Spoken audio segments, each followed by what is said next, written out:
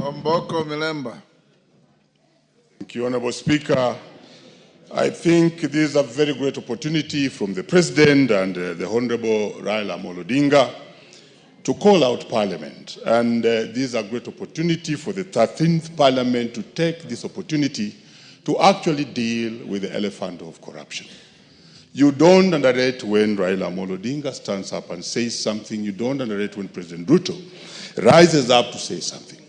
And therefore, the way we deal with this matter will be very important, and the 13th Parliament has been given this opportunity. If we deal with it in a manner of only lamenting or threatening other organs and moving away from it, we shall lose it. The correct way to deal with this matter is to dissect it squarely, the way the chair did put it. That we establish a commission, we establish a parliamentary committee, we establish within our own standing orders a unit that will investigate this matter to the very end. Remember, the person who spoke to this, who is the President, has intelligence, and I hear, though I did not attend the meeting, that he did indicate that he gets this raw intelligence. And then this would roll out to every other sector, including the executive and other players. If there's anything that Kenyans are crying of, is corruption. And if we are being mentioned of this wholesomely, we have to dissect it squarely and then move to the other players within the executive. Are you aware that there could be executive members who could go to the President and pick money, say they're taking that money to Parliament, and they come here, they don't give money, and that thing could be going on. This could be a bigger scheme which this House can now take and look into the details. For instance, Parliament has been standing with the executive. How much money did you receive when you did pass the housing bill? How much money did you receive when you passed SHA? How much money did you receive when you did deal with finance bill? And many other bills that we have dealt with. So we need to deal with these things squarely. There are many other issues that we do pass here. And if we go that direction, we shall save the Kenyans. We shall actually start dealing with the elephant of corruption, beginning with this House, and then rolling it out.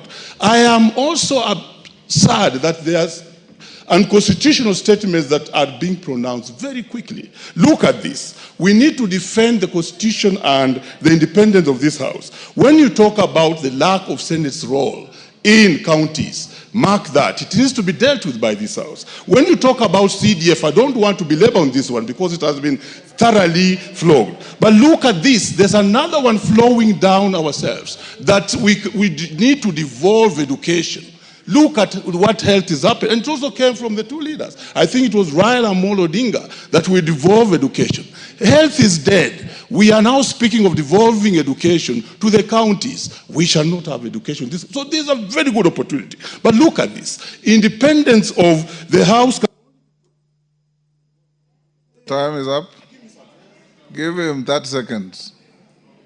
Independence of this House can only be protected by this House. When you teach the students who are up there, you tell them that the House is independent and no any other unit, no any other body can make a law. That's what we teach. I'm a teacher. But look at this now.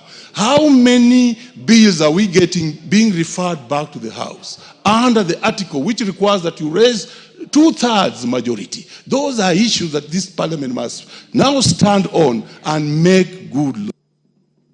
David Ocheng. Thank you so much, Mr. Speaker. Mr. Speaker, I've been here long enough to know that every time we've had a bipartisan initiative, this House suffers. I remember in the 11th Parliament, when the President and Raila came together at that time on IBC, we were brought here one afternoon, we were told, pass these bills, no removal of a comma, no full stop being removed. When BBI came, the same thing. Now we have this opportunity, and I thought this would be used to bring the country together and fight these ills together. Corruption has been pointed out as the biggest ill we've had. And all those initiatives, the one of Uhuru and Raila, the one now, corruption was at the forefront to be fought. But it disheartens me, Mr. Speaker, for the President to come before members of Parliament and tell us that he knows that the governor gave people money.